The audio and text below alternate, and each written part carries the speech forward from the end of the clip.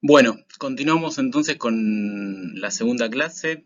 Hola, ¿qué tal? Me había olvidado de saludarlos. Esta segunda clase de la unidad 6 vamos a tratar ya de entrar de a poco en lo que nos interesa más, que es la literatura.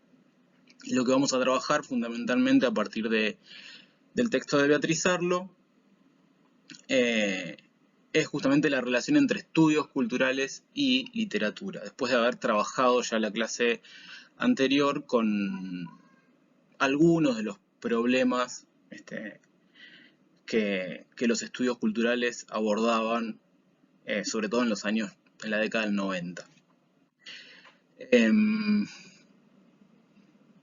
La bibliografía que vamos a trabajar esta clase, fundamentalmente el texto de Sarlo, y luego vamos a mencionar también el texto de José Luis de Diego, que figura en la bibliografía obligatoria. El resto de la bibliografía obligatoria del programa la vamos a mencionar respecto de los dos textos literarios que nos toca trabajar en esta unidad, El corazón de las tinieblas y La edad de hierro de Coetzee. Y también me parece que ya se los dije y supongo que se lo vienen diciendo eh, las otras profes en las unidades anteriores. Ustedes tienen en el campus de la cursada de verano las distintas fichas de cátedra, los distintos módulos de teóricos. Es importante que lean los módulos, en este caso de la unidad 6, los tres módulos de la unidad 6. Lo que vamos a trabajar hoy está en el módulo 2, que es ya el texto de Beatriz Arlo, y ese módulo además trabaja el corazón de las tinieblas, que nosotros lo vamos a dejar para una próxima clase. Lean esos módulos y fundamentalmente para trabajar con las dos novelas, con los dos textos literarios. Tanto el módulo 2 de la unidad 6 respecto del corazón de las tinieblas funciona como una introducción muy precisa, muy clara, y que plantea un montón de puertas de entrada para los textos y contextualiza muy bien en el tema que vamos a trabajar, que es el colonialismo en África. Lo mismo con el módulo 3 respecto de Coetzee. Digo, para hablar del apartheid, hay bibliografía dentro del programa, pero está trabajada también en los módulos. Así que son como una introducción muy importante para pensar los textos literarios.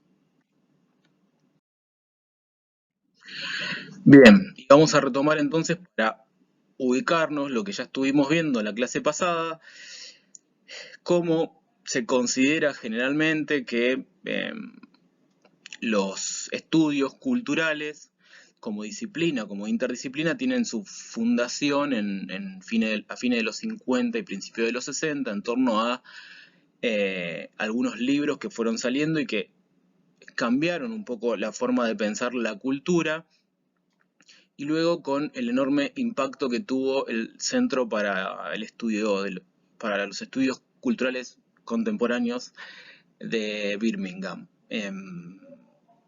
Enorme influencia hasta el día de hoy, ¿no? Algunos de estos autores que aparecen ahí mencionados también luego formaron parte o dirigieron ese centro.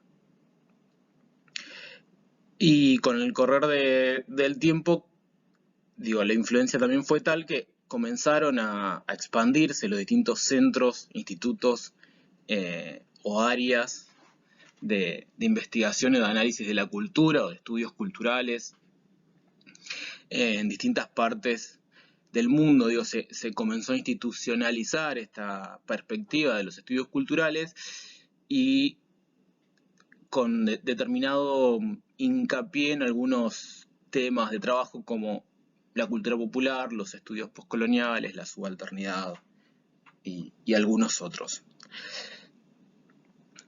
Y para ubicarnos un poco en el momento en el que Beatriz Arlo interviene con el texto que vamos a trabajar, el texto de Sarlo es del 97. Ya para los 90 hay una expansión bastante generalizada de la perspectiva de los estudios culturales y de hecho en muchos casos los debates en torno de la cultura ya se están volviendo un poco teóricos. O sea, no es que no hayan sido teóricos antes, pero están perdiendo un poco, se están distanciando un poco más de su objeto de estudio que es la cultura para discutir más teóricamente cuestiones de definición o cuestiones metodológicas. Ya para los 90 hay como estas dos vertientes y es un campo que se ha vuelto, que se expandió bastante.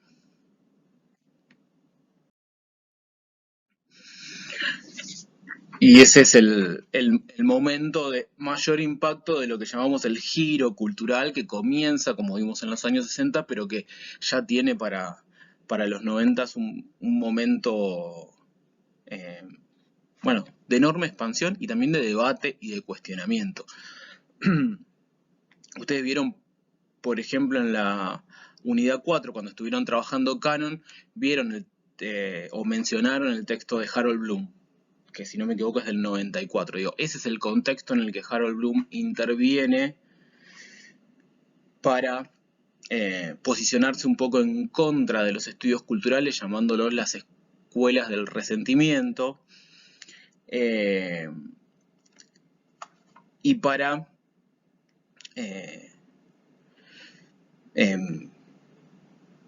pedir o posicionarse de algún modo, posicionarse a favor de una vuelta a los valores estéticos que, según él, aparecen reflejados en el canon. Eso lo vieron en la unidad 4 y lo vieron mejor. Yo acá estoy retomando un poco para contextualizar en qué momento también vamos a pensar la intervención de Beatriz Arlo. Y en el módulo, en la ficha de cátedra, creo que es el módulo 1, cuando se habla del giro cultural, y el profesor de Diego ahí se pregunta, bueno, ¿por qué pegó tanto? ¿Por qué pegaron tanto los estudios culturales? Plantea más o menos un contexto que nos puede permitir entender eso. Por un lado, este reordenamiento de los centros e institutos en áreas más que en disciplinas, y en áreas, es decir, en áreas que son interdisciplinarias, que ya no corresponden a una única disciplina, sino que en el área de estudio de la cultura popular,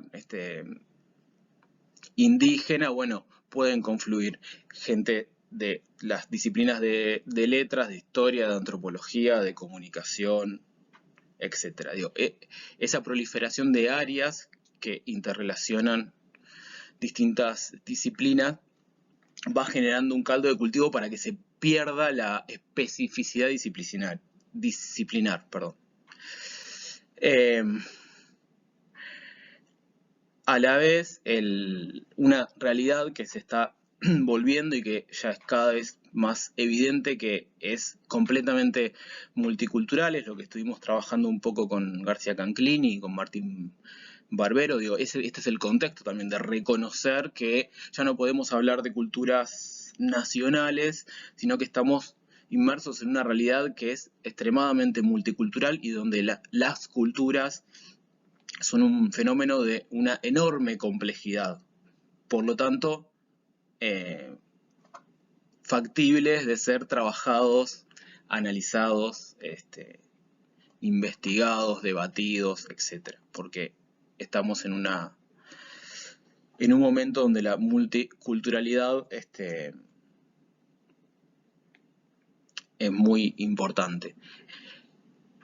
Y por otro lado también menciona el respaldo teórico que posibilitó el postestructuralismo. Acá ustedes pueden ir y revisar la ficha de cátedra, donde está explicado un poco el postestructuralismo. Yo no me quiero detener demasiado en eso porque no vemos postestructuralismo en la materia, no es un tema que esté en las unidades, y es un tema complejo. Así que por ahí vamos a pensar algunas ideas para entender también a qué nos referimos con que posibilitó el caldo de cultivo para la expansión de los estudios culturales.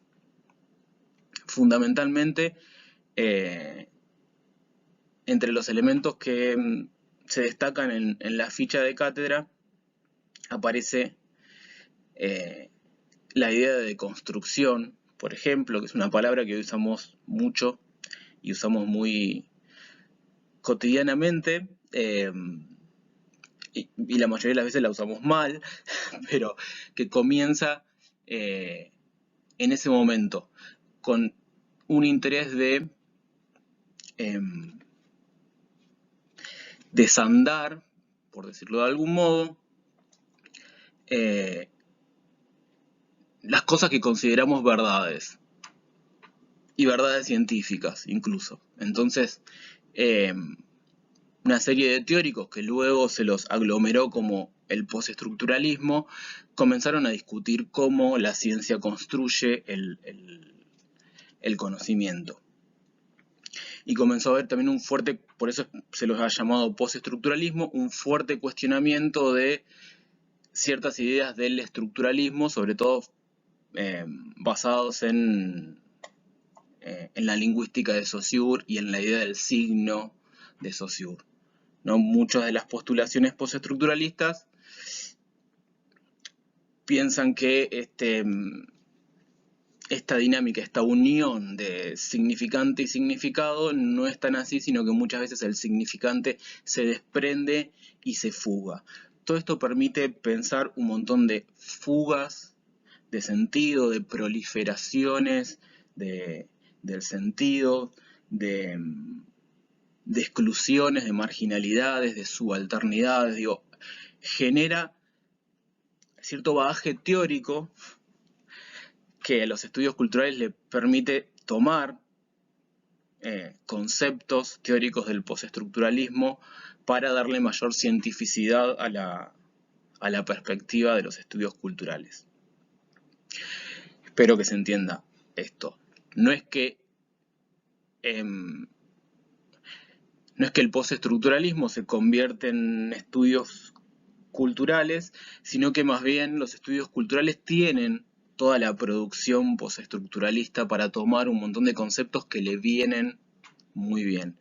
En el postestructuralismo hay un fuerte cuestionamiento a la idea moderna de sujeto también, ¿no? De lo que generalmente se lo denomina como el sujeto cartesiano, ¿no? A partir de las ideas de Descartes y de la famosa frase, el famoso cogito ergo sum de Descartes, no pienso, luego existo, esa idea moderna del sujeto, que es un sujeto unificado, que tiene una identidad, que tiene una voluntad, cuyo accionar está en sus manos, es responsable de su accionar, hace, digo, todo esto que se deriva de la idea de que la existencia es fundamentalmente racional y pensante. El postestructuralismo va a pensar un sujeto que no es siempre el mismo, no es siempre igual a sí mismo, que está en continuo movimiento, que es fragmentario, que está atravesado por un montón de dimensiones contradictorias, etc. Y esto es un poco simplificando algunas de estas ideas, porque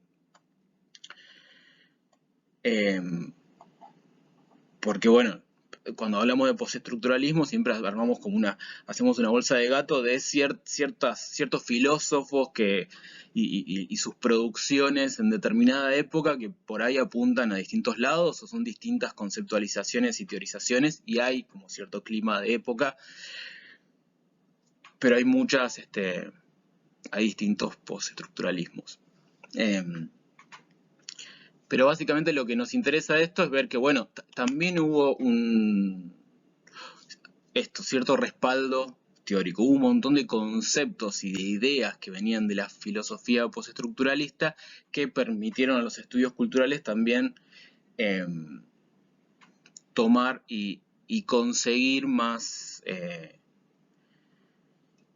mayor precisión y mayor cientificidad.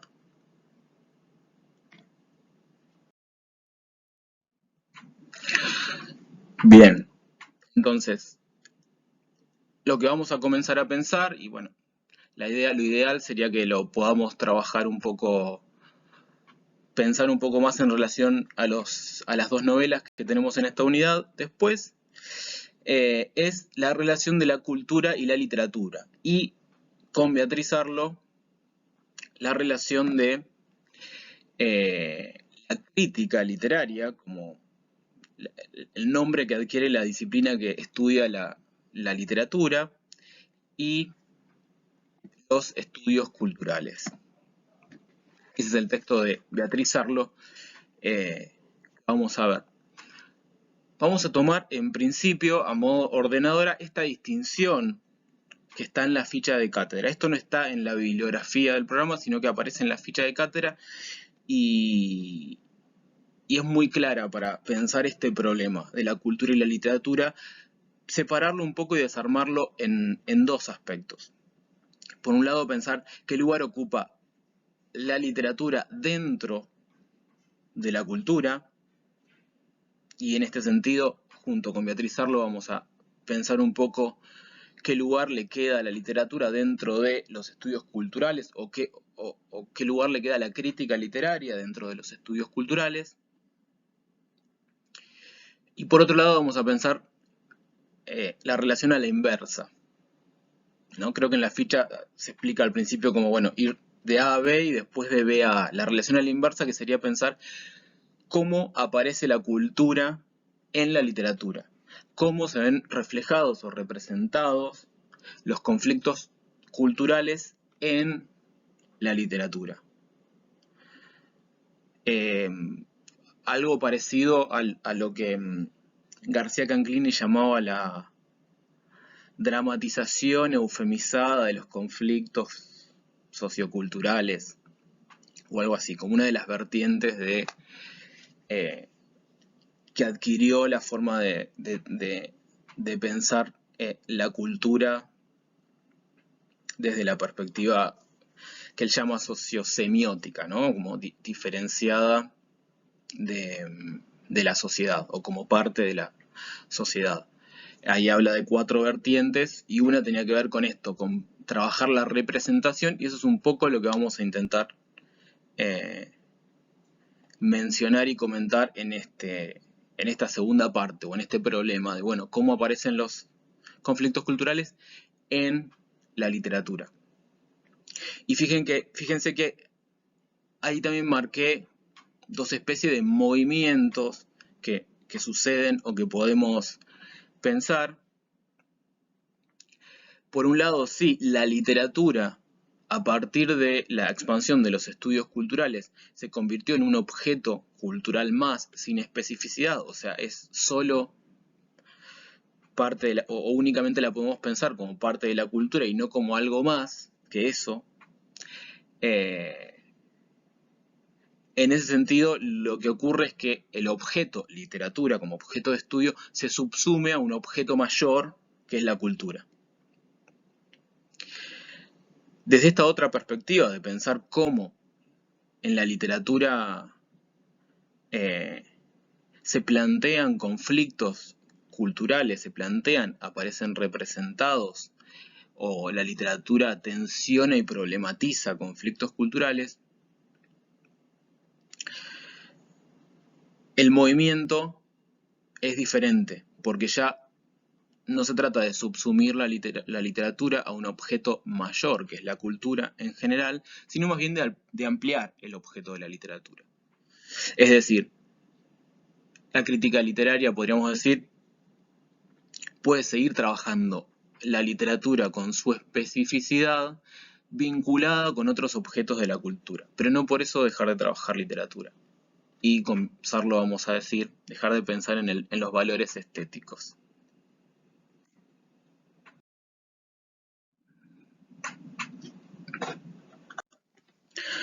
Bueno, ¿qué es lo que dice Sarlo entonces? El problema, desde el que parte, es esta idea de que, por un lado, la crítica literaria como tal fue perdiendo lugar en la sociedad eh, en relación al impacto social de la crítica literaria. No es que haya dejado de existir, pero sí fue ganando mucho más lugar, fueron ganando mucho más lugar los estudios culturales. Es el problema que plantea Sarlo y desde el que parte en su intervención, en el trabajo que tenemos para leer.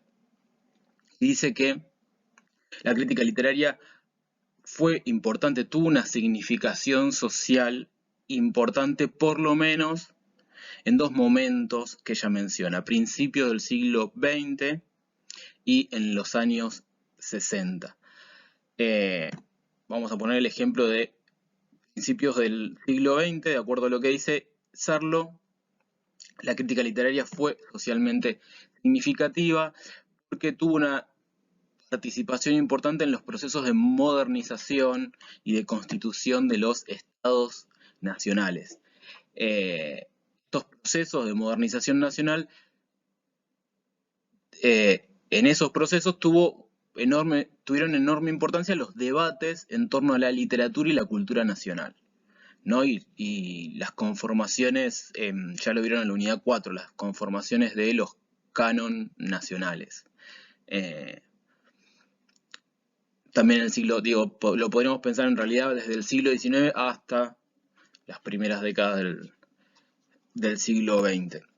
En ese momento, por ejemplo, así como en los años 60, con la aparición de la nueva izquierda y de un montón de revistas literarias que discutían cuestiones literarias, ideológicas, políticas,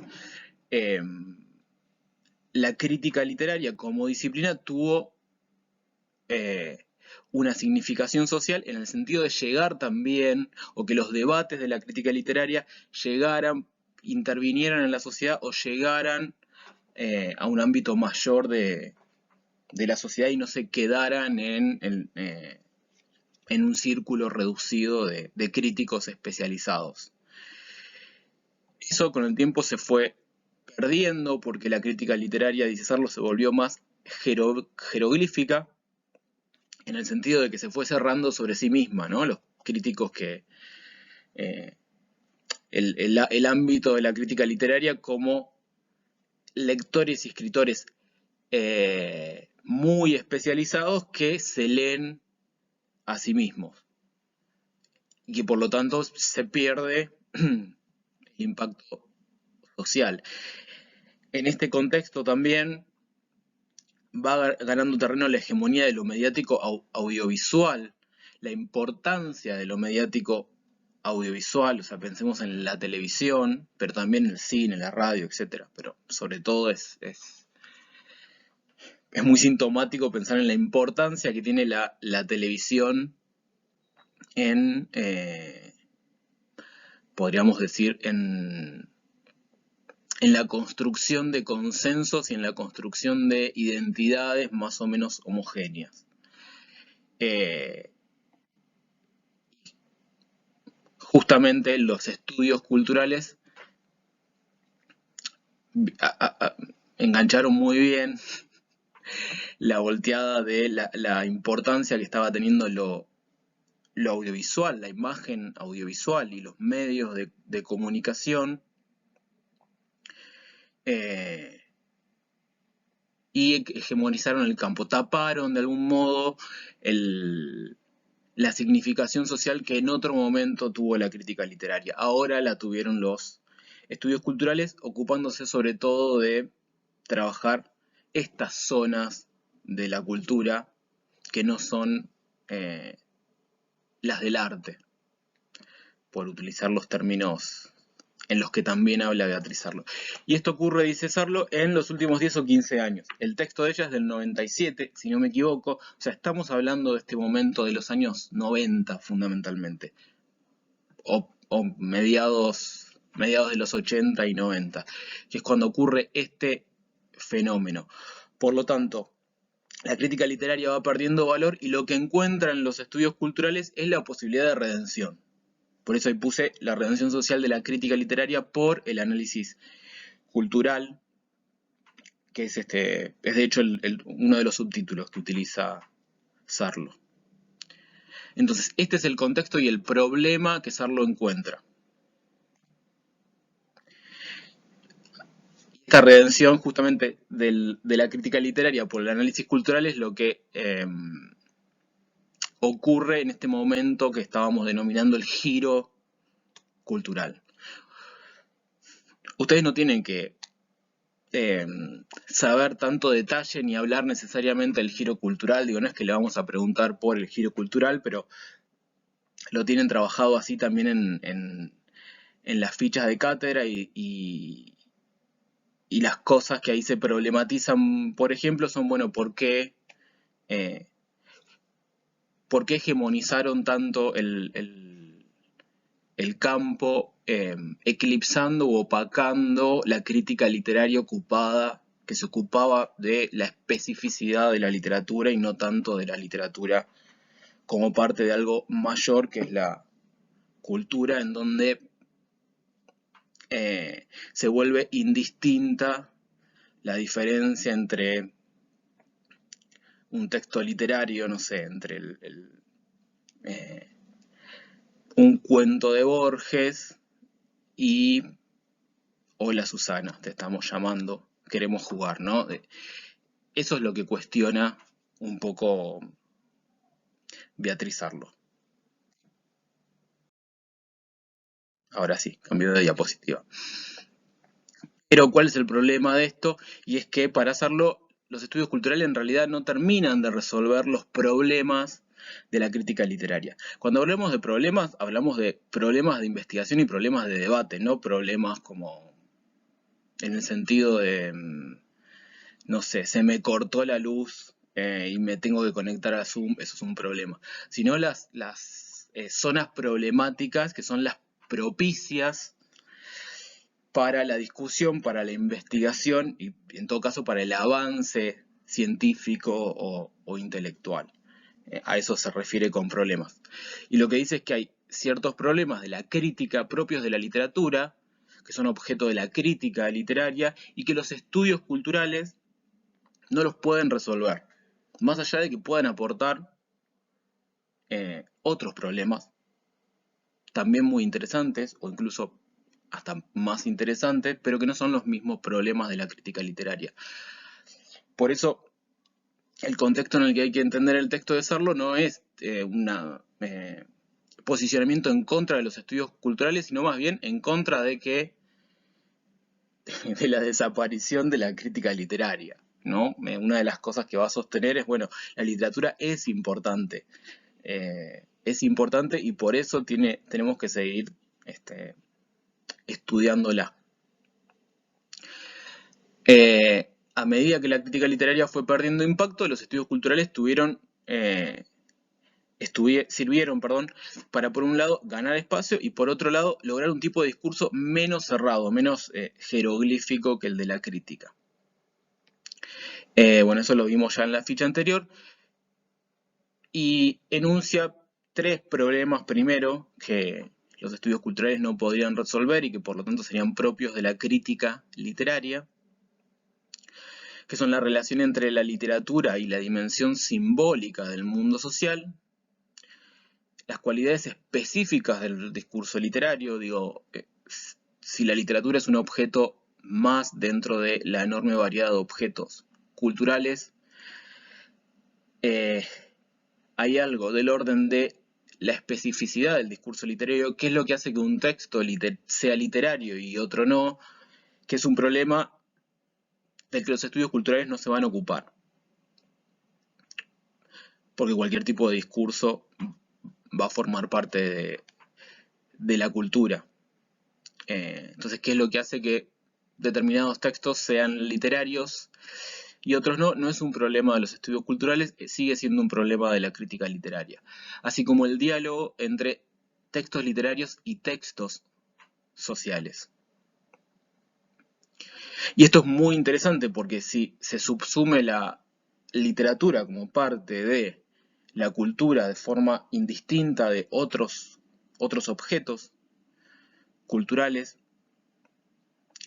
lo que perdemos de vista es justamente cómo, lo podríamos decir así, el cómo se vincula la literatura con esos otros objetos culturales, con la sociedad.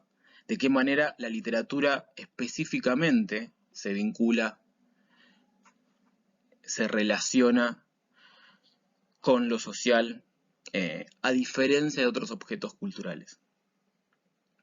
Y por último va a agregar el que yo puse como el cuarto problema de la crítica literaria que los estudios culturales no pueden responder, y que es el que va a ser central en el trabajo de Sarlo, en el texto que tenemos para leer de Sarlo, y es el valor estético.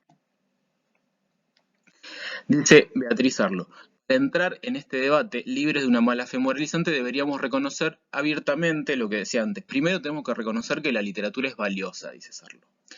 No porque todos los textos sean iguales y puedan ser explicados culturalmente, sino porque son diferentes y resisten una interpretación sociocultural ilimitada. Una vez que uno toma un texto literario y realiza una serie de...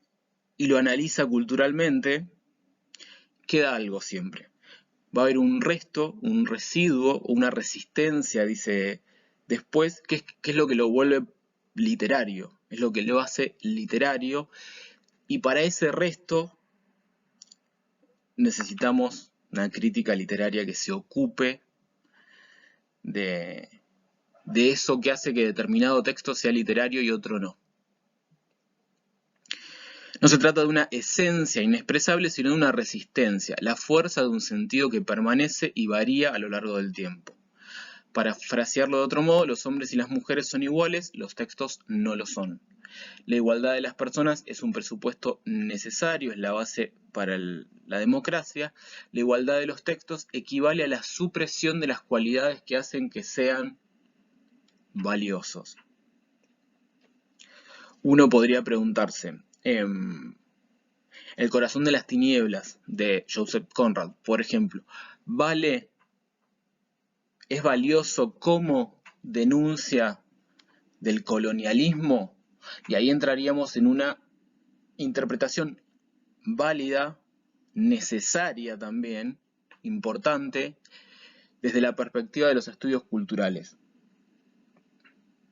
Ahora, una vez que agotamos esa interpretación, decimos, no queda nada, o sea, en el corazón de las tinieblas, ¿era solo una denuncia del colonialismo o hay algo más? Y bueno, con Sarlo deberíamos decir, sí, hay un montón más. Por algo es literatura, por algo es un clásico de la literatura inglesa del siglo XIX, por algo después de tanto tiempo lo seguimos leyendo y seguimos, los lectores actuales, digamos, seguimos atravesando una experiencia en la lectura de ese texto que es estética, que es una experiencia propiamente literaria. Uno puede ir a leer El corazón de las tinieblas porque está interesado en el colonialismo europeo sobre África en el siglo XIX. Sí, seguramente. Muchos detalles no va a encontrar en la novela, la verdad.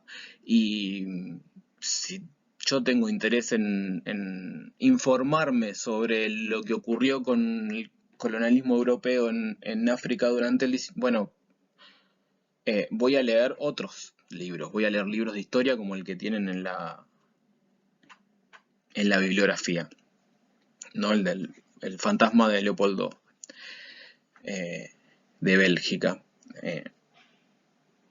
Por ejemplo, voy a leer ese texto para informarme sobre ese tema. Entonces, la perspectiva culturalista, los estudios culturales, no agotan todo lo que genera la literatura, todo lo que hay en la literatura o lo que podemos experimentar con la literatura. Si queremos correrlo de un lugar esencialista, ¿no? Y pensar que los valores son intrínsecos al texto. Bueno, pensémoslos más bien en la relación que podemos establecer con un texto literario que es profundamente diferente a la que establecemos con otro tipo de texto. Y vamos a ver, cuando trabajemos la siguiente clase, El corazón de las tinieblas, que hay un montón de otros problemas, hay un montón de otras complejidades, hay un montón de otras cuestiones, por decirlo así, muy por arriba, que son propiamente literarias y que no se agotan en esta idea de la denuncia del colonialismo. Pero me interesa sobre todo entender esto, entender a qué se refiere Beatriz Arlo cuando habla del valor estético.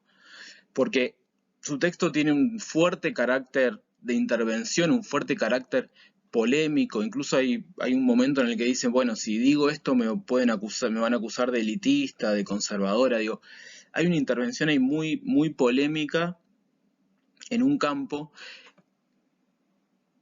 Y lo que tenemos que entender es que Sarlo no desconoce que el valor estético no es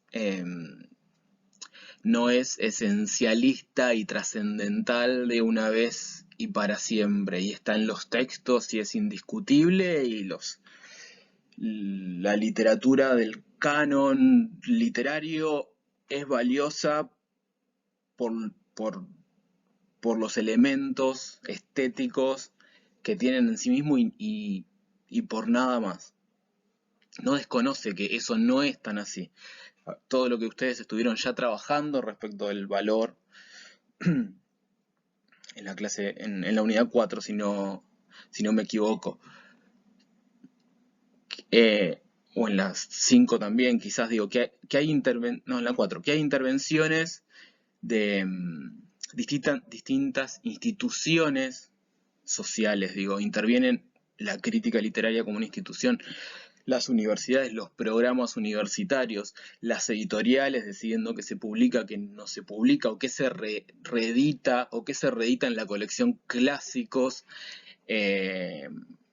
los medios de comunicación también, etcétera, etcétera. Pero digo, sabemos que también el valor no es únicamente intrínseco al texto literario o esencialista, o inmanente, para ir a los términos con los que trabajaron en la unidad 1, sino que también tiene una dimensión social vinculada con las relaciones de poder. Beatriz Arlo no desconoce esto, entonces, por más que por momentos parecería estar esencializando el valor, ¿no? Cuando dice, por ejemplo, hoy parece que los investigadores prefieren ir a bailar salsa que leer a Shakespeare. Bueno, ahí parecería haber una esencialización de lo que es el valor estético, pero sin embargo a lo que se está refiriendo justamente es a no perder de vista la especificidad de la literatura. Ese plus, ese resto, esa resistencia que la literatura genera a las interpretaciones, sobre todo a las interpretaciones de tipo más cultural. Y ahí podemos seguir preguntándonos, leemos a Coetzee porque, por mencionar los autores de la unidad, ¿no? La edad de hierro que está en esta unidad. Leemos a Coetzee por la denuncia del apartheid, que no sé si lo pronuncio bien, creo que lo pronuncio muy mal las palabras en inglés. O sea, esto es un paréntesis. Les pido disculpas, pero me parece que está en el programa y se entiende que hablo del apartheid. Más o menos. A duras penas pronuncio el español, en otros idiomas siempre hago como una cosa así media monstruosa. Bueno, ¿se trata de una denuncia de esa situación únicamente o hay más? Hay muchísimo más. O lo que experimentamos con la novela es esa denuncia o es el horror y decir qué feo fue esto y nada más. No, hay un montón de otras cosas que podemos experimentar y que se juegan ahí y que hacen a lo que Sarlo llama el valor literario, ese plus que escapa a las interpretaciones únicamente culturalistas, que en este caso sería de este tipo. Coetzee escribe un texto denunciando el apartheid porque él es sudafricano, ¿no? Entonces escribe un texto de denuncia contra el apartheid en Sudáfrica.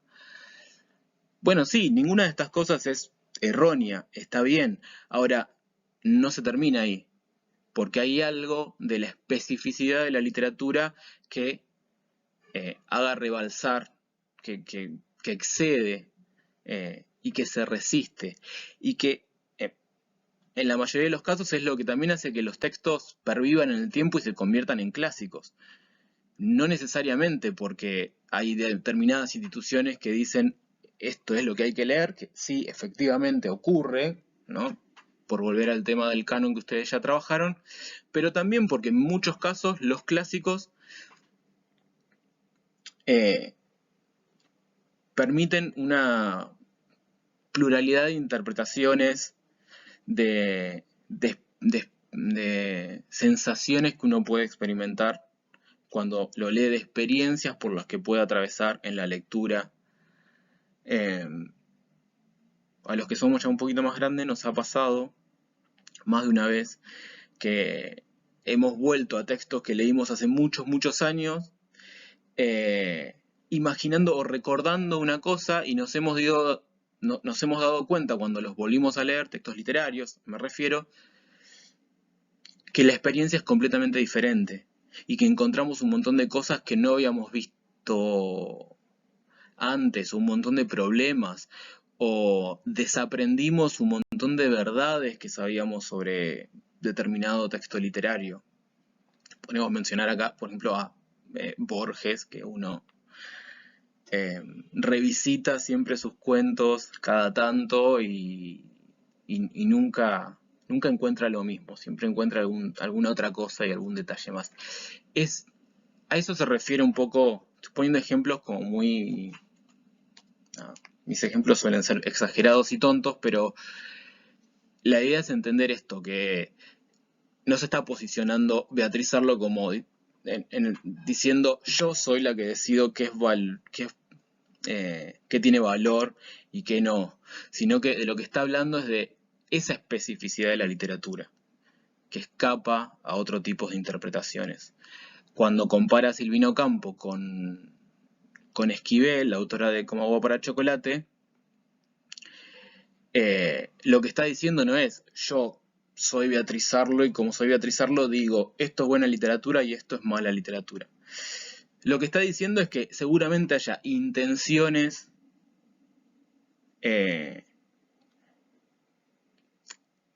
entendibles y aceptables en Esquivel, pero se agota un poco en esas intenciones y en cambio Silvina Ocampo nos sigue dando tela para cortar a muchas décadas ya después de las publicaciones de sus libros y de su muerte, nos sigue generando muchos problemas a los críticos literarios, problemas en el buen sentido. Todavía hay mucho por discutir en torno a esa literatura, porque es mucho más rica por la especificidad de lo literario, porque hay un plus siempre que se escapa. No sé si se entiende un poco mejor esto. Estamos entrando en una especie también de definición de la literatura, que no necesariamente es la definición válida. Ustedes ya esto lo estuvieron discutiendo en la unidad 1, que hay muchas formas de entender la literatura, y todas conviven, y todas tienen sus fallas, y ninguna prevalece sobre la otra. Este es un modo también de entender la literatura, pero me interesaba un poco aclarar esta idea del valor estético.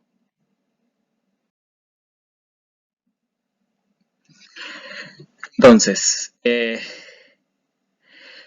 problema de los estudios literarios es justamente... no, esto está mal. El problema de los estudios culturales, no los estudios literarios, el problema de los estudios culturales es que ponen entre paréntesis el valor estético. Es una de las características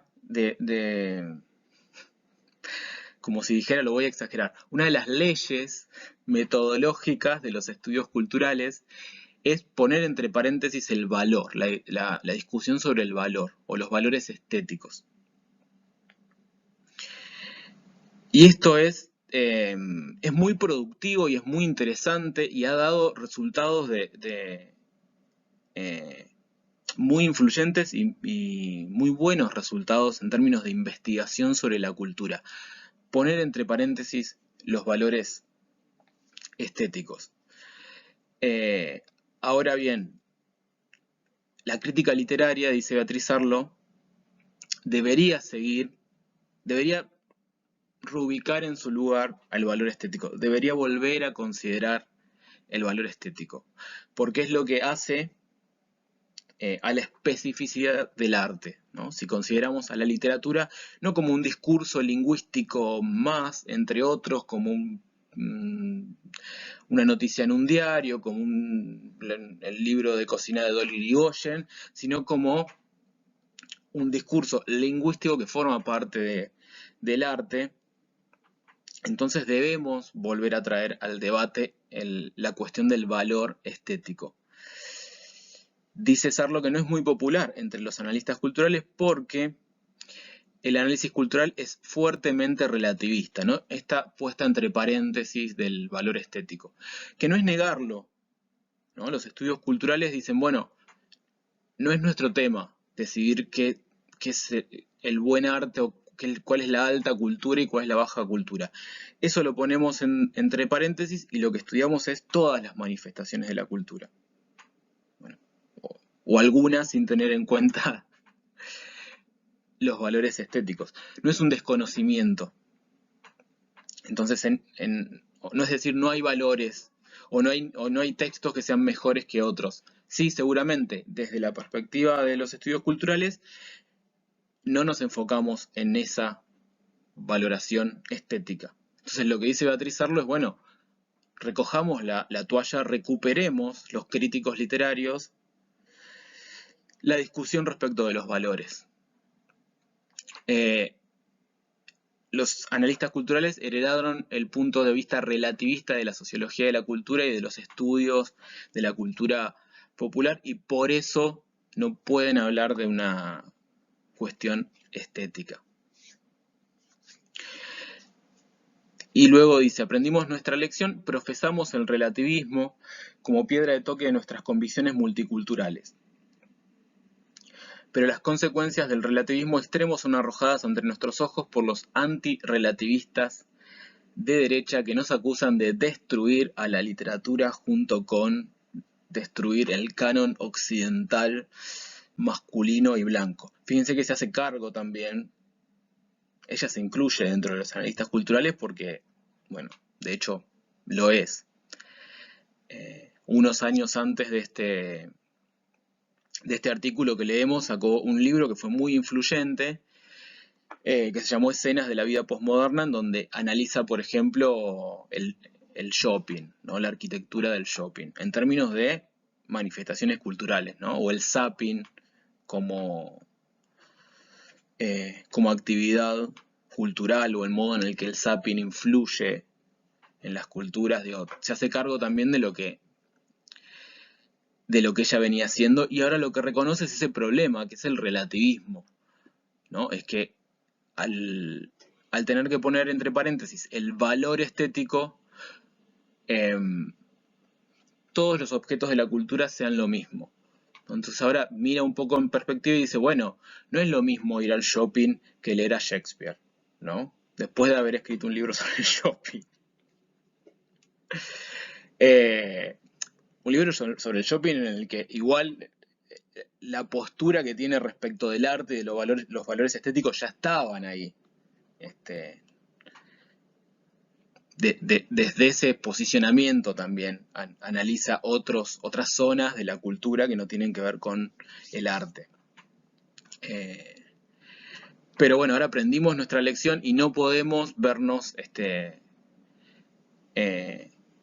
no nos puede llevar puesto el relativismo cultural, la idea de que todo es lo mismo, porque la literatura es algo más que cultura, tiene otras especificidades, otras características, genera otro tipo de experiencia que es diferente, podríamos decir ni mejor ni peor que otros consumos culturales. Beatriz lo va a considerar, sí, que es mejor que otros consumos culturales, que es mejor leer a Shakespeare que bailar salsa. Pero bueno, podemos decir son diferentes. En realidad lo que nos interesa es que son diferentes y si nosotros estudiamos la literatura deberíamos prestar atención a esa diferencia y a esa especificidad.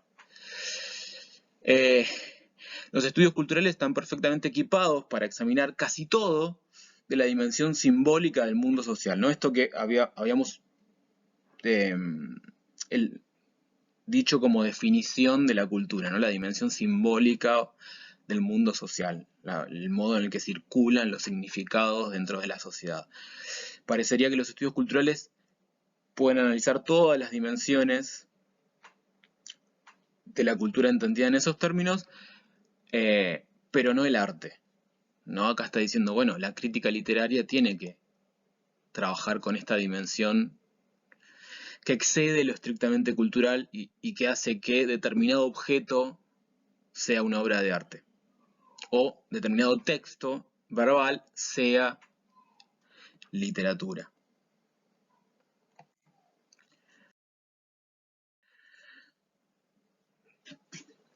Bien, y otra de las consecuencias negativas que ve en la expansión de los estudios culturales es una especie de, podríamos decir, una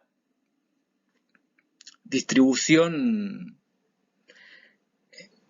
planetaria, una distribución planetaria de las cosas que se pueden estudiar de acuerdo a qué lugar del mundo y la relación que haya entre esos lugares, centro, periferia, dominación, dominados, ¿no?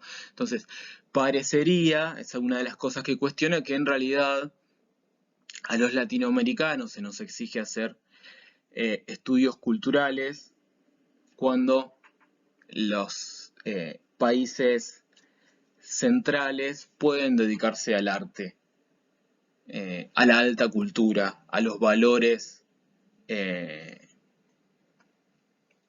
inmutables, a históricos que permanecen siempre. Todo parece indicar que los latinoamericanos debemos producir objetos adecuados al análisis cultural, mientras que otros, básicamente los europeos, tienen el derecho a producir objetos adecuados a la crítica de arte. Lo mismo podría decirse acerca de las mujeres o de los sectores populares. De ellos se espera objetos culturales y de los hombres blancos de clase alta heterosexuales, arte. Ahí le agregué algunos detalles más a la frase de Sarlo. Y esto es interesante porque es verdad que determinados objetos de la cultura parecen mucho más propicios al análisis cultural. El problema es que si los estudios culturales eclipsan completamente a la crítica literaria, bueno, ¿qué ocurre con otros objetos que por ahí no son tan propicios al análisis cultural? Por ejemplo, si pensamos, en vez de pensar este conflicto entre países centrales y países periféricos, pensamos cuestiones de género. Hay objetos culturales que son más propicios al análisis de género. Salen textos literarios todo el tiempo que están pensados para ser leídos como textos feministas, por ejemplo, o LGBTIQ, por ejemplo. Salen series, películas, todo el tiempo. Entonces, desde esa perspectiva, ese tipo de materiales son mucho más propicios al análisis cultural. Entonces, lo que dice Sarlo es por qué no podemos producir directamente arte y ocuparnos del arte, y en todo caso analizar cómo está atravesada el arte por ese tipo de conflictos. podríamos preguntarnos y complejizar un poco más si cuándo los estudios culturales son más interesantes, si cuando analizan esos objetos tan propicios o cuando abordan otros tipos de objetos. Vamos a trabajar la dimensión de género en las últimas novelas que salieron post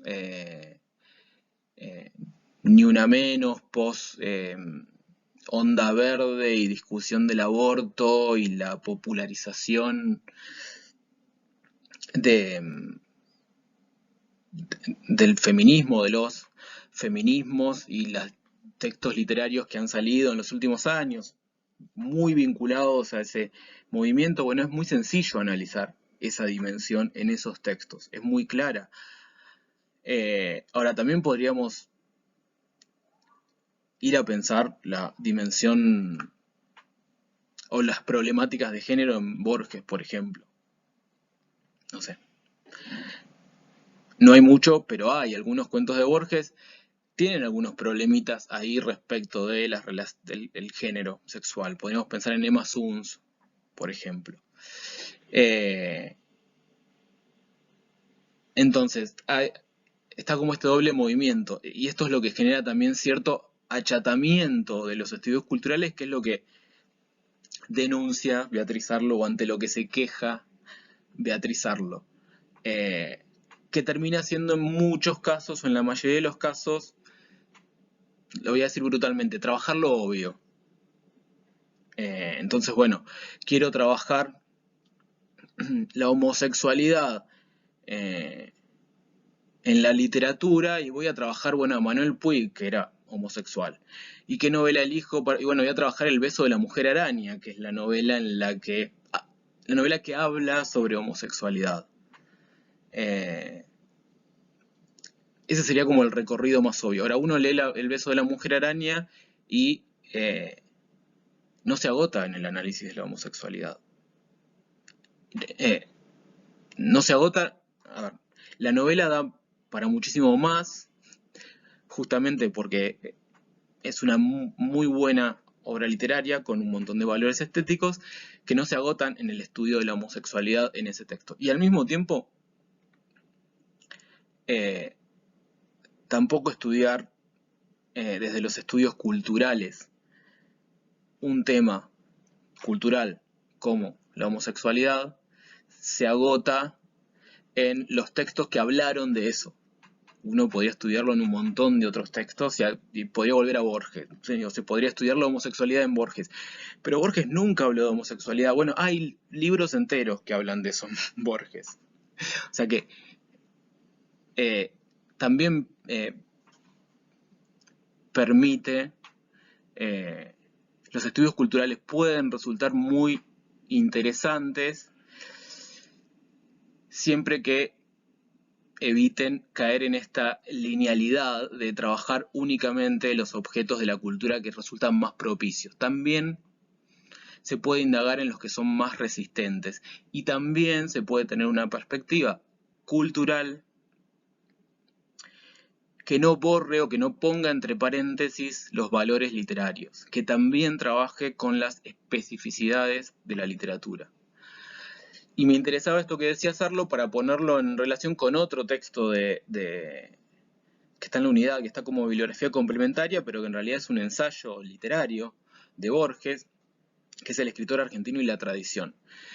Que está trabajado de Diego en la ficha de cátedra, así que lo pueden leer ahí, está trabajado de forma mucho más minuciosa, pero me interesaba poner en relación esta idea que es similar a la de Sarlo, de lo que Borges plantea en ese texto es que como escritores argentinos o como escritores latinoamericanos no tenemos por qué llenar nuestra literatura de color local, de caballos y gauchos y mate y calles de Buenos Aires para que esa literatura sea argentina o latinoamericana.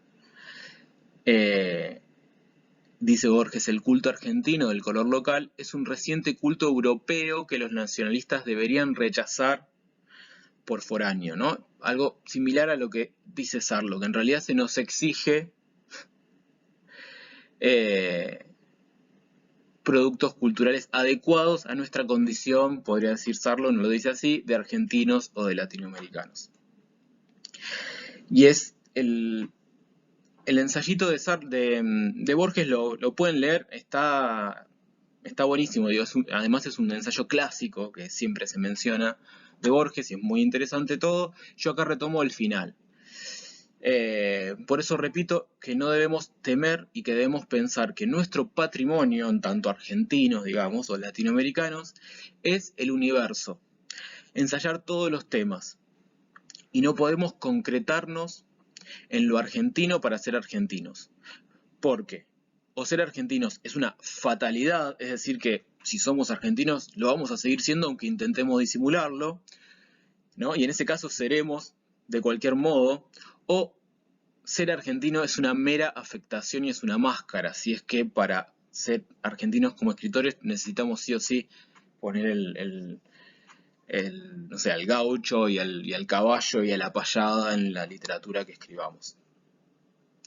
Creo que si nos abandonamos a ese sueño voluntario que se llama la creación artística, seremos argentinos y seremos también buenos o tolerables, al menos, escritores. Esa es la reflexión de Borges, que la podemos poner muy en vinculación con un poco el tipo de objetos culturales que exigen las perspectivas de los estudios culturales.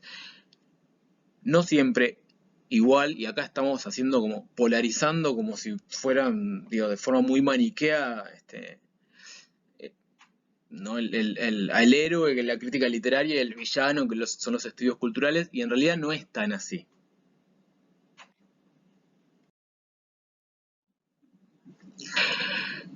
Dice Sarlo, si no percibimos una diferencia entre la música pop y el jazz o el rock, nos equivocamos. Esto es lo que mencionaba yo antes, así que lo voy a pasar un poco por arriba porque ya está charlado. Digo, por momentos es muy polémico todo lo que esta parte de lo que dice Sarlo en este sentido. Hay una diferencia entre la música pop y el rock. Nos equivocamos si no la reconocemos. Y bueno, es discutible. Digo, ahí me parece que ahí es donde aparece cierta esencia. Sí, cierto accionar de esencializar el valor, ¿no? O sea, no hay valor en el pop, sí hay valor en el jazz o el rock. Y me parece que son las cosas que dice de forma más provocadora Beatriz Arlo, y no es la idea, me parece, en la que trabaja en realidad la idea de valor literario en todo su texto, que tiene que ver con esta especificidad. Si no percibimos una diferencia entre Silvino Campo y Laura Esquivel, nos equivocamos. Y es que efectivamente, y yo acá coincido, probablemente haya mucha más tela para cortar desde los estudios culturales en Laura Esquivel y mucha más tela para cortar desde la crítica literaria en Silvino Campo. ¿Qué hacemos entonces? ¿Prohibimos que se lea y que se estudie a Laura Esquivel? No, de lo que estamos hablando es de una convivencia y en todo caso de préstamos entre el área de los estudios culturales y la disciplina más específica de la crítica literaria. En todos los casos, por ejemplo, la diferencia entre Silvino Campo y Laura Esquivel, hay una diferencia formal y semántica que debe discernirse a través de perspectivas que no siempre son las de los estudios culturales. Puede ser que haya más posiciones políticamente correctas en Laura Esquivel, puede ser. Sin embargo, son diferentes porque en Silvino Campo hay un plus que en Esquivel no está.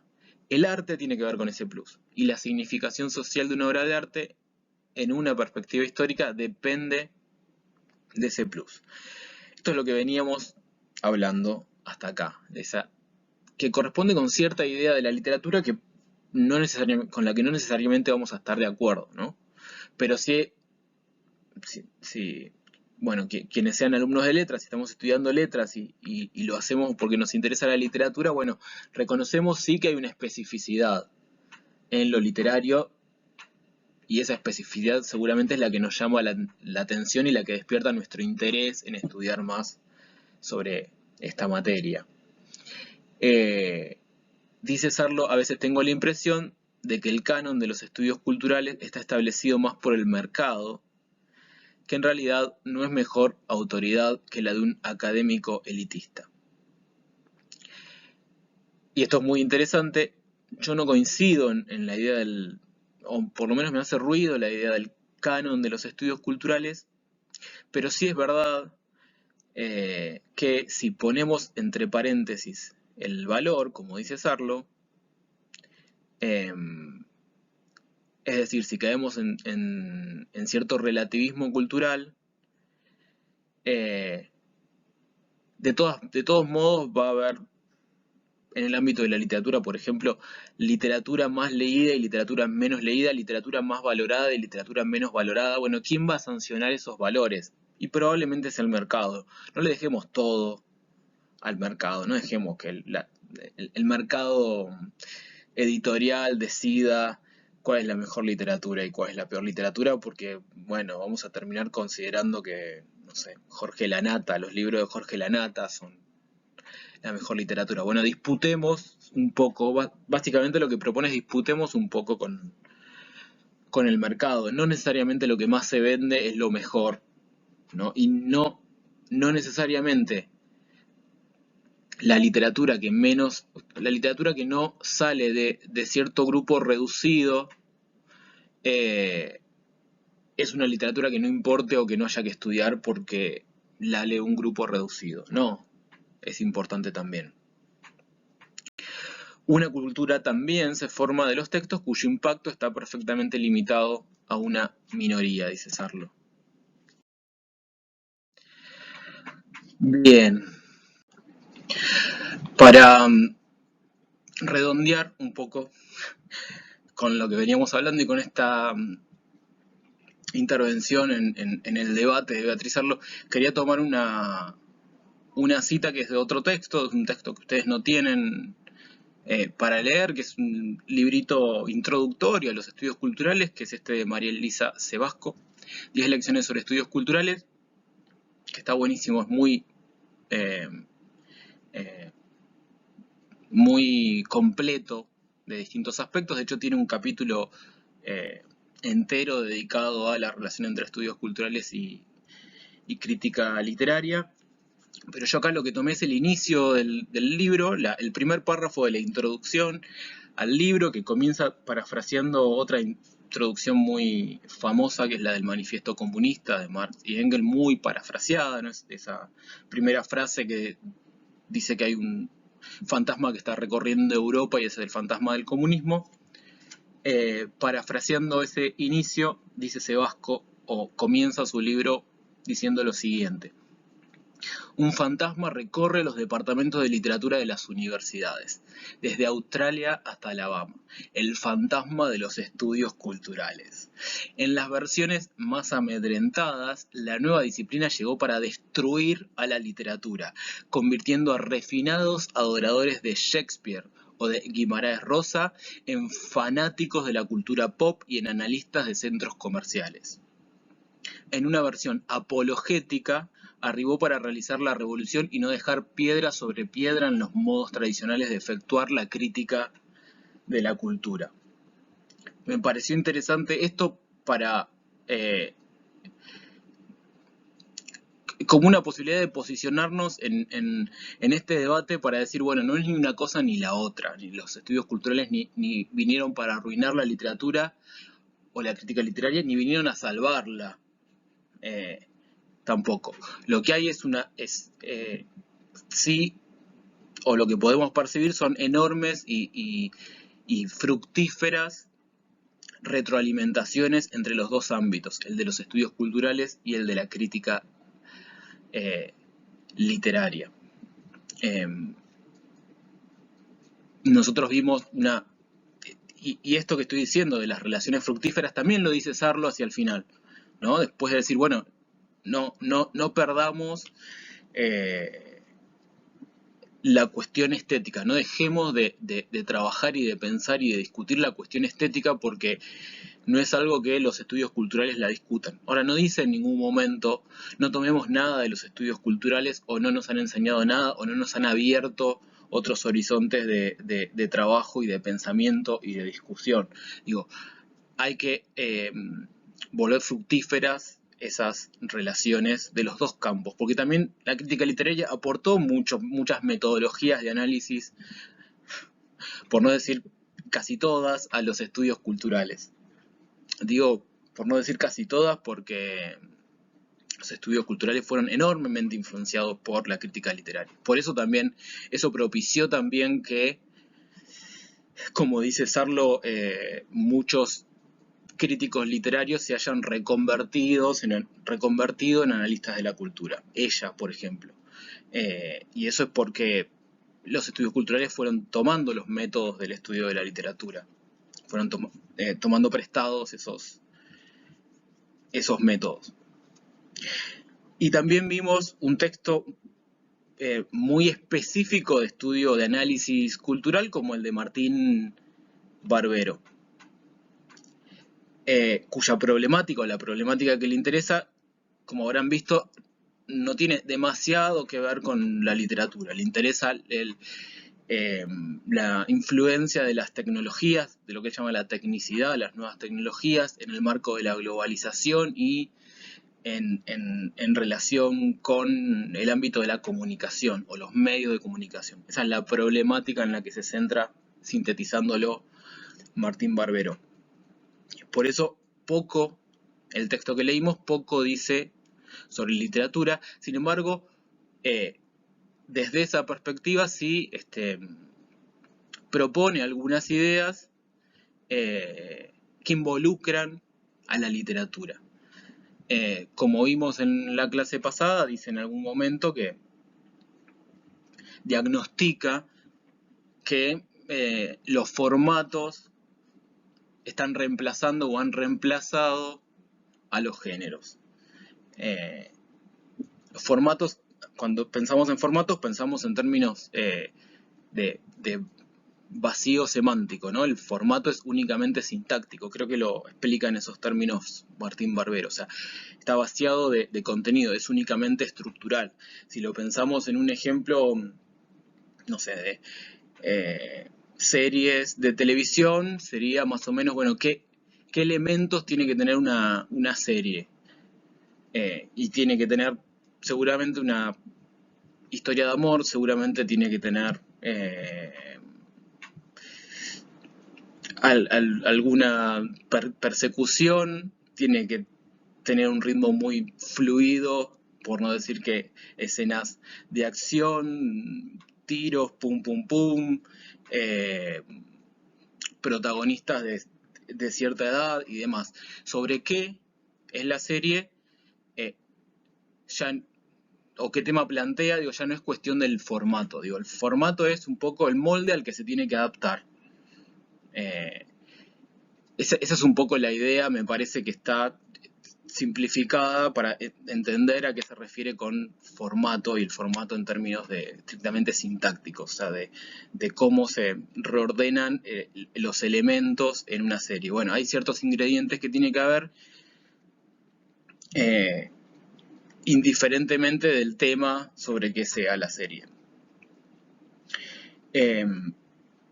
Y otra cosa de las que dice hacia el final Martín Barbero, que podrían involucrar a la literatura, tiene que ver con la influencia de ciertos avances tecnológicos y de prácticas culturales producto de esos avances tecnológicos, como el zapping, estar echado sin un sillón, cambiando de canal sin mirar nada en particular, o el hipertexto, estar leyendo en un texto, ir linkeando con otras cosas y nunca terminar de leer nada de forma completa. Sobre eso también Sarlo habla, ¿no? De los nuevos modos de lectura y cómo la generación de ella leía de una forma más intensiva y cómo ese tipo de lectura se está perdiendo. También habla un poco eso. Lo que dice Martín Barbero es que estos avances tecnológicos modifican las narrativas. Narrativas no solamente literarias, sino narrativas también audiovisuales y de distinto tipo. De modo que hoy en día las narrativas tienen que tener o tienen que priorizar la velocidad, por ejemplo, que sean ágiles y rápidas, que uno tenga que, no sé, si es una serie, seguir viendo y pasar y maratonear y ver un capítulo atrás de otro. Se privilegia esa velocidad por sobre la profundidad en la construcción de las tramas, de la historia, o en la densidad de los personajes y demás, como influencia de esos nuevos modos de consumo cultural como el zapping, el hipertexto, etc. Eso es un poco alguna de las propuestas de Martín Barbero que podrían involucrar a la literatura. ¿Qué es lo que dice José Luis de Diego al respecto en el módulo de cátedra que ustedes tienen para leer? Que es, en este caso me parece que lo dice en el módulo 1 de la unidad 6, y es que lo que dice Martín Barbero es correcto, está bien, seguramente sea así, si lo pensamos desde los estudios culturales, o desde ese tipo de estudios culturales como el que hace Martín Barbero, muy enfocado en la comunicación. Por lo tanto, en la comunicación masiva. Desde ese punto de vista sería correcto. Ahora, si lo pensamos desde el punto de vista de la literatura o de la crítica literaria, no es tan así. ¿Por qué no es tan así? Porque obviamente hay narrativas que privilegian la velocidad para que la experiencia sea más parecida al zapping, y uno termine de ver la serie y no cambie de canal para hacer zapping. Obviamente eso sucede, pero también hay un montón de otras narrativas, no es lo único. Digo, convive con un montón de otras narrativas. ¿Hay una preponderancia de los formatos? Sí, puede ser en un montón de productos culturales, pero también siguen existiendo los géneros, y también los géneros ordenan nuestras lecturas como prácticas culturales. No desaparecieron los géneros, por ejemplo, los géneros literarios o los géneros cinematográficos, o en los seriales audiovisuales. Puede haber una preponderancia de los formatos en ciertos productos culturales o en ciertos consumos culturales, pero no es lo único que hay. Desde la crítica literaria, entonces, podemos modalizar lo que dice Martín Barbero, problematizarlo un poco, suavizarlo un poco, para ver que no necesariamente están así. Y hay un montón de otros productos culturales y consumos culturales. Entonces yo puedo ir al cine a verme la última película de Marvel, del universo cinematográfico de Marvel, que son películas en donde me parece que se propicia la velocidad por sobre la profundidad en la construcción de los personajes. Es mi opinión personal, igual. Igual son películas que me gustan, no estoy en contra de nada, pero ocurre eso. Y son películas que eso las hace más llevaderas, más entretenidas, que uno se coma las 3 horas a veces que duran esas películas y la pase bien y se divierta. Digo, y ahí podemos pensar que se propicia un formato particular que funciona en el cine más masivo y más pochoclero. Pero por ahí me vuelvo a casa y desde Cinear me miro una película de Lucrecia Martel, donde el tipo de narrativa es completamente diferente, y uno hasta podría decir no solo que la velocidad no se privilegia, sino que en realidad no pasa nunca nada, y todo lo que hay es densidad de personajes. A lo que voy con esto es a que no todo es tan apocalíptico como parece si leemos a Martín Barbero, y lo importante me parece de estas posturas como la de Beatriz Arlo es esto, de decir, bueno, no perdamos desde el estudio de la literatura la capacidad de también trabajar otras cosas, aunque no sean consumos masivos culturales. Entonces decíamos que hay que la relación entre estudios culturales y crítica literaria puede ser también muy fructífera. Y acá quiero tomarte otro texto que también es no sé si este libro en particular, pero sí Nelly Richard es otra de las analistas culturales muy valoradas en el ámbito latinoamericano. Tampoco lo tienen para leer. Pero dice en este libro que los estudios culturales pueden pensar también lo artístico y lo literario sin separarlo de la heterogeneidad social, pero a la vez sin renunciar tampoco a la especificidad del lenguaje de las producciones estéticas, que entran en esa batalla por el valor en el interior de un ámbito del arte, la literatura, por ejemplo, o en los bordes, dice, ¿no? Desde la marginalidad pelean por conseguir valor estético. Me parece interesante pensar esto un poco también para resolver que, sin ir sin discutir en realidad con Beatriz Arlo, sino decir se puede. Digo, los estudios culturales permiten también pensar de otra forma lo artístico sin por eso perder especificidad. Y permiten pensar el campo en el que las relaciones entre lo hegemónico y lo subalterno, o sea, sería lo dominante y lo dominado, por simplificarlo, esas relaciones se redefinen continuamente y están en continuo movimiento. Ya no son categorías homogéneas ni posiciones fijas opuestas entre sí, en el sentido de, bueno, hay un sector de élite de la sociedad que impone cuál es la literatura que hay que leer y eso es lo que el resto de la población debería leer y únicamente eso, ¿no? Este esquema medio maniqueo de dominación o de dominantes dominados, sino que podemos pensar estas relaciones en términos móviles y a través no solo de sometimiento, sino también de resistencias, de resignificaciones, de apropiaciones, de subyugaciones, negociaciones, consensos, disensos. Pensar la cultura en el ámbito de lo social de un modo bastante más complejo que como simples relaciones de únicamente dominación y subyugación. Esto sería un poco como a modo de sintetizar también cómo nos permiten ampliar los estudios culturales, ampliar la perspectiva de la crítica literaria, sin por eso arruinar la especificidad que tiene la literatura y que es la que estudia la crítica literaria. Y esto tiene que ver con también lo que dice Beatriz Arlo. La crítica literaria y los estudios culturales se necesitan entre sí, pueden retroalimentarse, pueden volver fructíferas sus relaciones, siempre que, va a aclarar Sarlo, no dejemos de hacer estudios de la literatura, no dejemos de pensar a la literatura en su especificidad y no como un producto más de la cultura. También es un producto de la cultura, la podemos pensar desde ahí, pero no dejemos de pensar qué es lo que hace que sea literatura.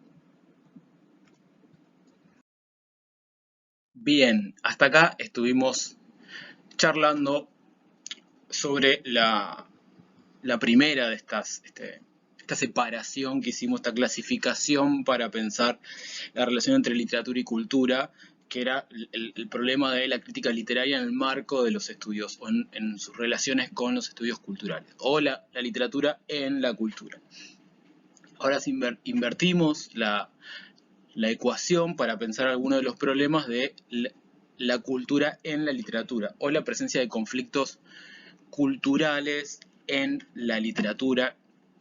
Como le dije antes, sería algo similar a lo que García Canclini llama dramatización eufemizada o algo así.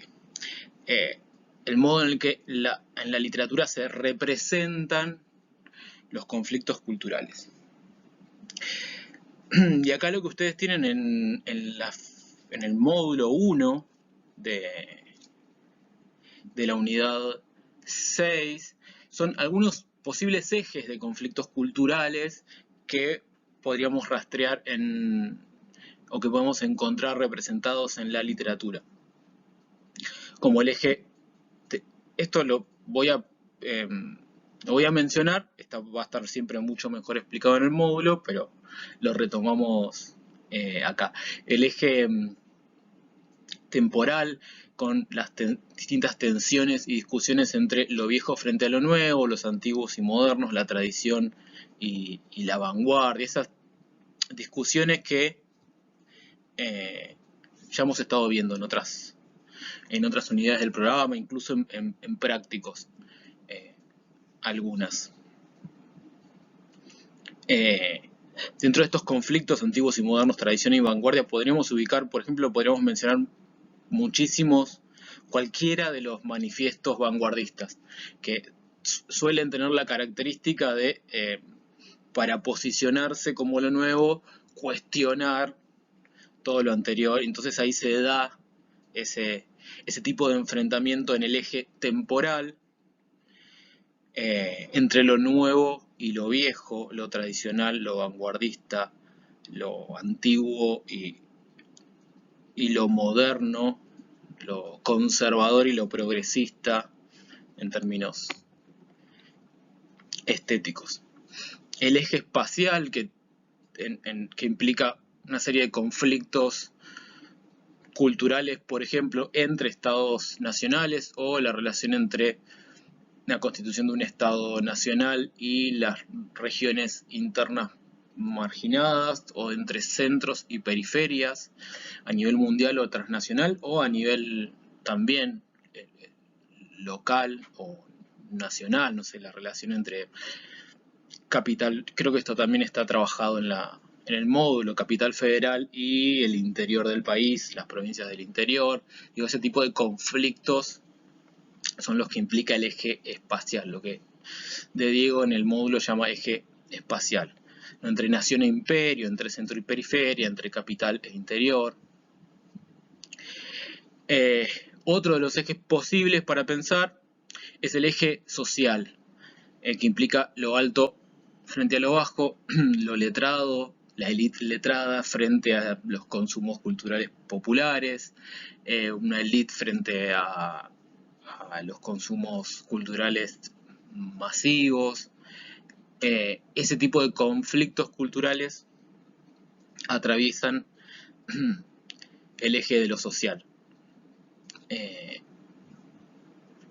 Y en el módulo se incluyen otros al final que también podrían ser trabajados, estos a modo siempre de ejemplo, de panorama general, lo privado frente a lo público, las cuestiones de género, los tipos de representaciones de la comunidad LGBTIQ, podríamos pensar, también muy tensionadas en un montón de textos literarios. Digo, son conflictos de tipo cultural que aparecen representados o que podemos trabajar en la literatura. Si pensamos, por ejemplo, en el prólogo de Roberto Arlt a los lanzallamas, que ustedes lo estuvieron trabajando en la unidad 4, hay ahí estos tipos de conflictos culturales, el conflicto de tipo más social, podríamos decir, o en el eje de lo social, en el posicionamiento de Roberto Arlt respecto de la literatura de élite y en las cosas que en el modo en el que él escribe, o qué imagen ahí de autor plantea y qué idea de la literatura plantea, está atravesada por cuestión de clases sociales. Yo no soy un escritor que vivo de rentas y puedo dedicar 10 años a escribir tranquilamente una novela para después descansar 10 años más porque me llevó 10 años escribir mi obra literaria, ¿no? Ese tipo de planteamientos tienen que ver con estos conflictos culturales en el eje de lo social.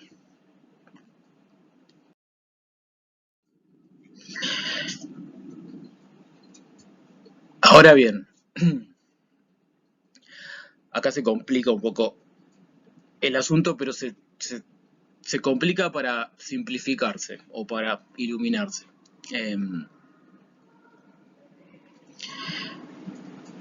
Porque, por ejemplo, si pensamos en el eje entre la memoria y el olvido, tenemos dentro de la bibliografía obligatoria un texto que habla específicamente sobre ese problema en la literatura, que es el de José Luis de Diego, Lo que la literatura no olvida. Y el problema que plantea desde el que inicia la reflexión de Diego en este texto es pensar si existe justamente una relación entre la literatura y la memoria colectiva. Acá podemos vincular o pensar esta memoria colectiva en términos de también representaciones culturales, representaciones de conflictos culturales. Los conflictos culturales son colectivos. Entonces lo podemos entender en ese sentido. Se pregunta qué relación puede haber entre la literatura y la memoria colectiva.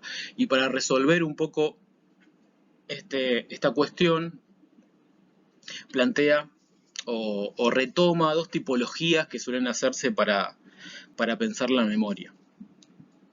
Por un lado, la distinción entre la memoria individual y la memoria colectiva. La memoria individual es la memoria justamente de un individuo. Yo quiero escribir mi autobiografía, voy a apelar a los recuerdos que tengo de mi vida, los recuerdos que yo tengo respecto de mi vida. Por eso es una memoria de tipo individual.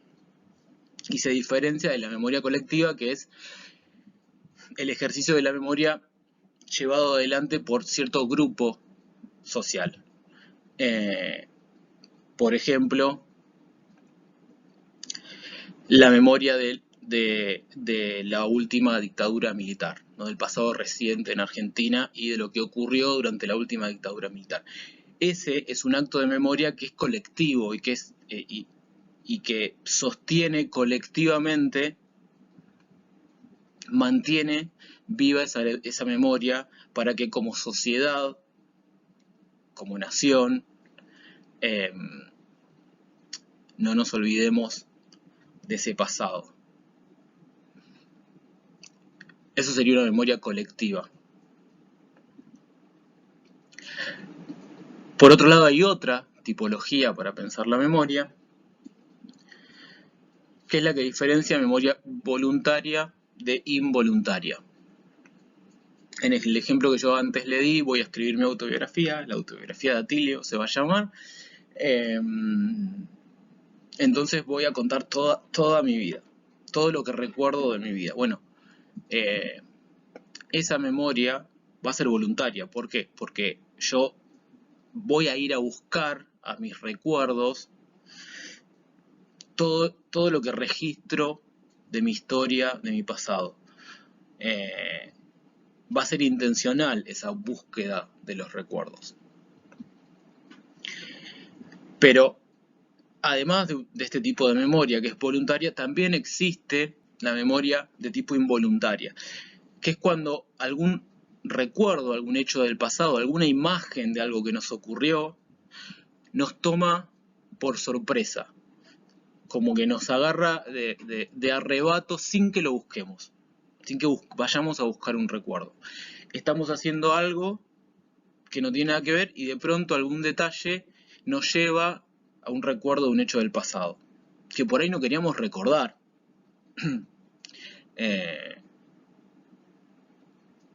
No sé. Cuando uno, por ejemplo, atraviesa separaciones, a veces dice, bueno, ya hice el duelo, ya me olvidé, ya sigo con mi vida, y de pronto aparece un detallecito de algo que te hace recordar de la vida que tenías con esa otra persona y te pones mal y bueno, no estabas buscando eso. Si estabas, ya seguías con tu vida y estabas bien, no estabas buscando recordar ese momento del pasado para entristecerse. Te toma para entristecerte, te toma por arrebato. Iba a contar una anécdota personal que no viene al caso. Pero la otra vez yo, bueno, cuento rápido. falleció mi abuelo el año pasado y obviamente hablamos periódicamente, la llamo por teléfono a mi abuela y charlamos y vamos recordando como un montón de cosas de mi infancia, de las cosas que hacía con ellos dos, etcétera, etcétera, etcétera. Que más o menos a partir de que transcurrieron algunas semanas, medio que las anécdotas eran más o menos las mismas y nos fuimos quedando sin repertorio. Y el otro día yo estaba en plena preparación de clases, rompiéndome la cabeza con Martín Barbero, no sé qué, y, y encontré en la mochila un chupetín que me había regalado una amiga en diciembre y yo dije, ay, ahora en un rato lo como y lo puse en la mochila y me olvidé completamente. Eh, y el otro día cuando encontré, de casualidad, sin esperarlo, ese chupetín, me acordé que me lo había regalado una amiga, pero me hizo recordar, me trajo las imágenes de cuando yo era chiquito y mi abuelo me llevaba a comprar golosinas a un lugar medio lejos al que solo me llevaba él y que para mí era como Disneylandia, ¿no? Estaba lleno de golosinas, yo podía elegir cualquiera. Por ahí lo hizo 2 o 3 veces nada más en la vida, pero me trajo inmediatamente esa imagen. Eh, no la busqué, no fue voluntaria. Eh, Me tomó por arrebatos, porque yo no estaba pensando en eso, no tenía intenciones de recordar a mi abuelo, solo estaba pensando en Martín Barbero, porque estaba armando el PowerPoint para la clase, y me asaltó esa imagen del recuerdo. Esa es la memoria involuntaria, que aparece en un montón de textos literarios también. ¿Qué es lo que ocurre con esto? Es que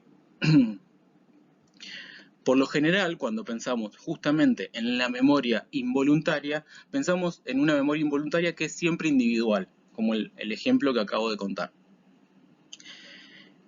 Y, al mismo tiempo, cuando pensamos en la memoria colectiva, el ejemplo que dije de la recuperación de la memoria de lo que ocurrió en el pasado reciente en Argentina y en la última dictadura, siempre que pensamos esa idea de memoria colectiva, nos referimos a una memoria colectiva que es voluntaria, que es intencional.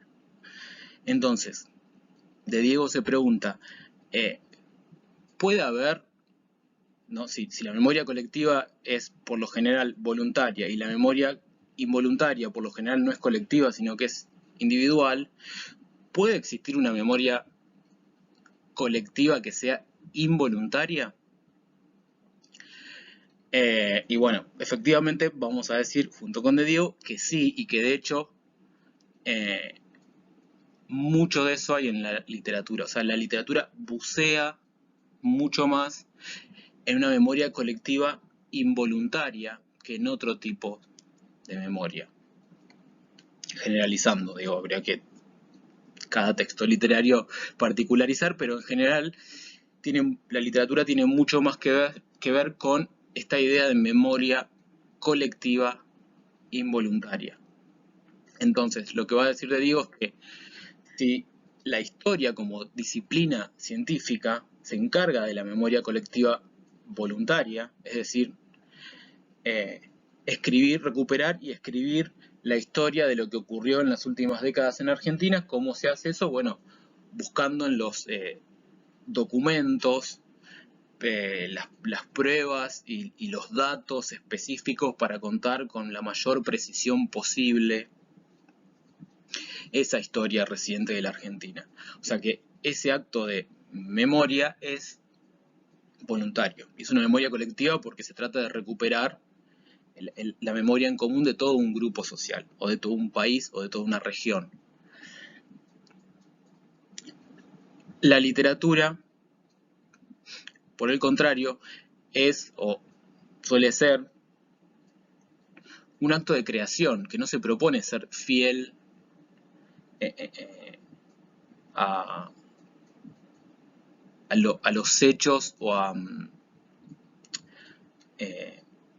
o precisa respecto de los datos y las pruebas históricas. Digo, la literatura, en la mayoría de los casos, los textos literarios son actos de creación. Ustedes ya estuvieron trabajando y problematizando también esta idea de la literatura como como algo creativo, imaginativo. Lo vieron en la unidad 1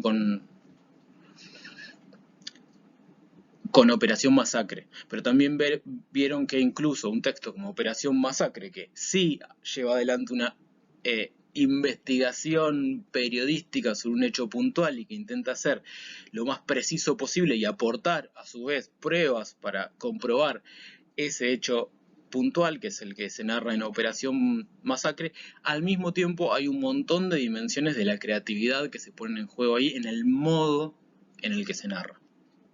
Por poner un ejemplo extremo, la mayoría de la literatura la podemos pensar como un acto de imaginación o de creación, y si lo pensamos así, la memoria colectiva se cuela de forma involuntaria. Es decir, lo que vamos a encontrar, para decirlo en otras palabras, muchas veces en cuanto a representación de conflictos culturales, no van a ser intencionales y no van a ser, o por lo menos cuando más interesante se vuelve ese texto literario, por no decir más literario, es cuando la representación es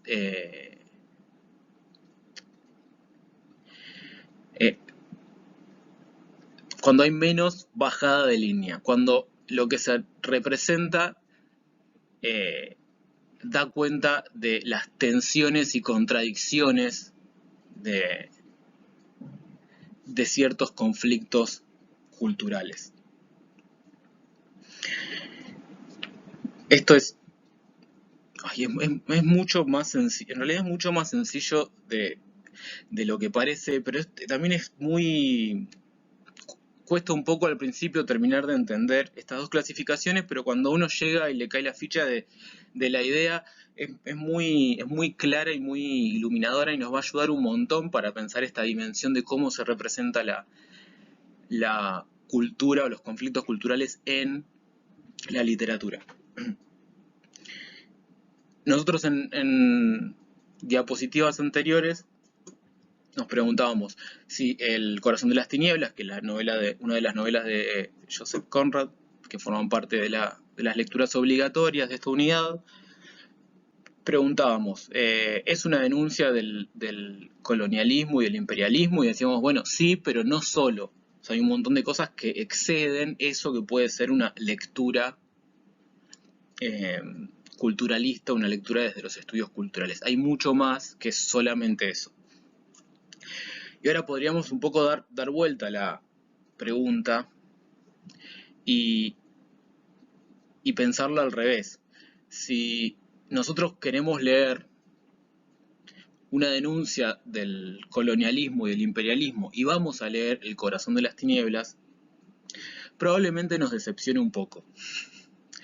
Porque sí hay denuncia, pero no hay tanta denuncia. O por lo menos no de todos los tipos de imperialismo, sino como de algunas dimensiones puntuales. La crítica suele, y los textos que ustedes tienen, están en el módulo también, están en la bibliografía sobre Conrad que hay en esta unidad, suele decir que Joseph Conrad no era antiimperialista, sino que lo que aparece un poco es la denuncia de los excesos de la colonización belga de África, pero del imperialismo británico no decimos nada. No. Como si hubiera colonialismos y colonialismos. Algunos están mal, otros no tanto. Esto es lo que dice la crítica respecto de la persona, Joseph Conrad.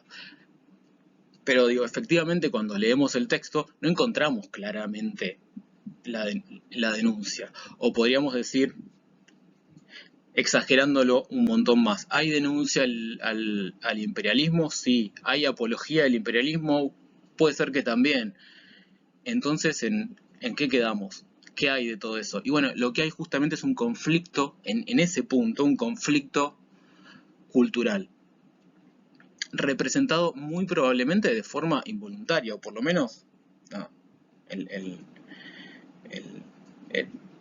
la no denuncia del imperialismo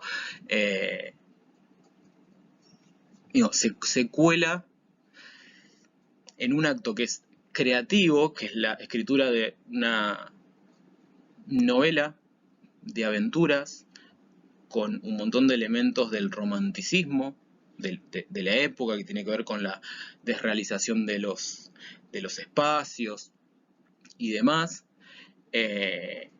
Se cuela algo que es un conflicto cultural colectivo, como si fuera un clima de época que permite eso, y se cuela como una tensión, no como un posicionamiento, como un panfleto, porque si no estaríamos leyendo un panfleto y no lo estaríamos trabajando en introducción a la literatura porque no nos interesaría tanto. Podríamos preguntarnos, como dijimos antes, ¿hay denuncia del imperialismo? Sí, pero no toda la denuncia que esperamos. Y en realidad podríamos decir que no es una novela. Lo que estoy diciendo lo voy a decir de forma incomprobable, como ni siquiera como hipótesis, como a modo de ejemplo para entender este concepto. Podríamos decir que la novela no se propone ni denunciar ni hacer una apología del imperialismo, sino que se propone hacer una novela de aventuras. ¿No? Pero ese conflicto cultural aparece de todas formas, para entender un poco esta idea, que se vincula también de forma muy estrecha con otras ideas, como la de estructura del sentir, que me parece, si no me equivoco, no la vemos, que es de Raymond Williams en introducción, así que hagan de cuenta que no dije nada, pero se emparenta un poco con eso. Y con esto terminamos la clase de hoy, que yo pensé que iba a ser de 1 hora 45 minutos, y bueno, estoy acá contando anécdotas de mi abuelo que me llevaba a comprar caramelos y se me pasó el tiempo. Les pido disculpas. Y con esto cerramos. Vamos a ver si ya en la tercera clase llegamos ya estuvimos igual hablando, sobre todo del Corazón de las Tinieblas. Por ahí no dijimos nada de la Edad de Hierro de Coetzee todavía. Sí estuvimos charlando un poco más de la novela de Conrad. Vamos a tratar de decir algunas cosas más o de reordenar algunas de estas ideas. Y para eso, como eso va a ser en la clase siguiente, y probablemente no se miren un video atrás de otro así hasta que le queden los ojos rojos, les dejo algunas preguntas para ese hueco entre un video y otro, para que podamos ir pensando, que como ven son preguntas tremendamente obvias y que ya las fuimos respondiendo, pero bueno, algunas veces cuando las respuestas son demasiado obvias es cuando más nos cuesta responder, porque nos damos cuenta que hay zonas problemáticas donde pensábamos que había certezas, hay zonas problemáticas en el buen sentido, estoy diciendo, digo, zonas de debates y de discusiones. Las preguntas que dejo un poco como disparadoras para retomar la clase siguiente es esta: si es solo una denuncia del colonialismo o hay algo más. Vamos a ver, tratar de indagar un poco, o pueden leer también la ficha de cátedra, el segundo módulo, donde está trabajado esto específicamente. De todo lo que excede al análisis cultural, y es lo que nos permite decir que es un texto literario, justamente. ¿Qué conflictos culturales aparecen representados? Yo hablé un poco de este conflicto de modo muy grosero, pero hay otros conflictos, y después vamos también a ver con Coetzee, que está entremezclado de un montón de... Los ejes, están todos los ejes, y un montón de otros ejes, digo, la conflictividad cultural que aparece representada en la novela de Coetzee no se agota para nada en la denuncia del apartheid o no, sino que es mucho más rica la novela. Y bueno, esta idea también de una memoria colectiva involuntaria, si la podemos encontrar o rastrear en algún lado. Son preguntas disparadoras, por lo tanto no necesariamente tienen una respuesta o una única respuesta. Pero bueno, lo bueno es que vamos a llegar por fin, después de casi 4 horas de hablar de cosas teóricas, vamos a llegar a hablar un poquito de literatura. Nos vemos entonces en la tercera clase.